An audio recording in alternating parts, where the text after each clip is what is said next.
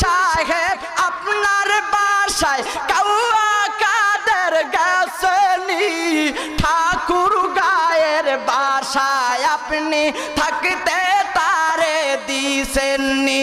আরে তার সাথে যে হিসেবে বাকি, তার সাথে যে হিসেবে বাকি আছে কোটি জনতার, পালিয়ে গেছে কাউয়া কাদের, কেউ